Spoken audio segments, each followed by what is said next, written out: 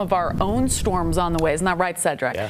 Yes, we do. And I'll tell you, when we see that video like that, we always try to remind folks, turn around, don't drown. Of course, it sounds like a simple statement, but we see it every time. That's what happens. If you don't turn around, those cars usually stall out and creates more expensive problems for you at the very least. All right, let's get you outside to some folks enjoying some nice weather. This is over Utah Lake, but hopefully they're keeping an eye to the sky and also on the ABC4 weather app, because we've got some pop-up showers and storms that are developing out there, and they could cause you to need to make your way from the lake to inside to seek shelter. We've got a couple of isolated storm chances across the Beehive State today, so not expecting severe weather.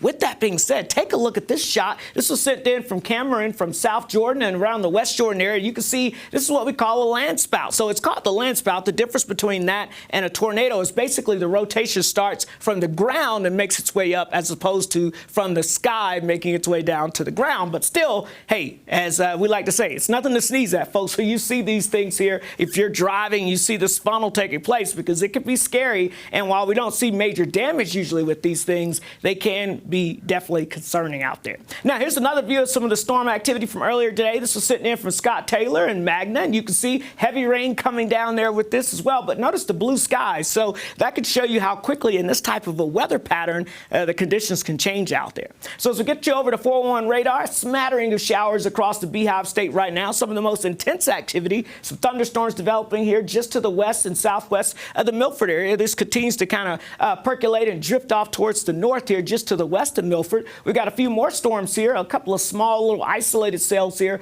just south of Salt Lake City and over towards the Draper area, and then a couple of bigger storms here over portions of Tooele County and down towards the south and west. So we're going to be watching these areas, because as we go throughout the evening, we're going to get a little bit more of a push of moisture coming in, and that could be enough to spark even more storms, especially across the northern half of the state going into the evening hours. So skipping ahead from today into tomorrow, notice not only do we have the general threat of seeing some pop-up showers and thunderstorms, but there's that dark green showing up. So that means a couple of these storms could become severe briefly, with some hail, some gusty winds, and again, some very heavy rainfall. So Futurecast shows us between now and the early evening, notice how that activity starts to organize across the northwestern half of the state as this area of low pressure approaches from the west. And you'll see that even heading into about 10, 11 o'clock, we could be seeing some heavy rainfall, some rumbles of thunder moving into portions of the Cache Valley down towards the Wasatch Front. As this activity drifts on through, we get a break early tomorrow morning, and then notice going into your Tuesday, we get more storms popping up, a little more coverage and intensity, and that's why a couple of these could be on the strong to severe side as that low pressure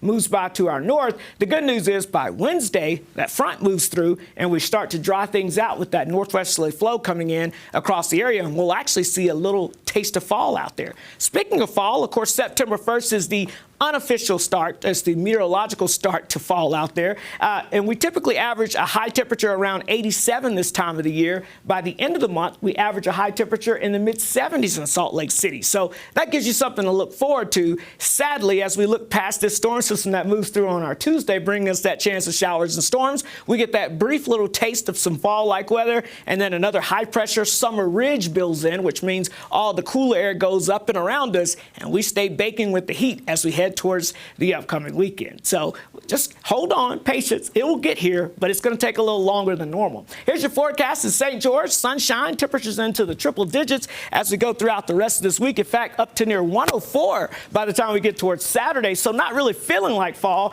And then you can see along the Wasatch Front, yeah, we've got the chance of scattered storms for your Tuesday. We'll keep a close eye on that. One or two of those could produce some lightning and some gusty winds. So we'll watch it. A taste of fall on Wednesday, and then back to the 80s and 90s for the weekend. Nothing we can't handle, right, everybody? Yeah, a taste of fall.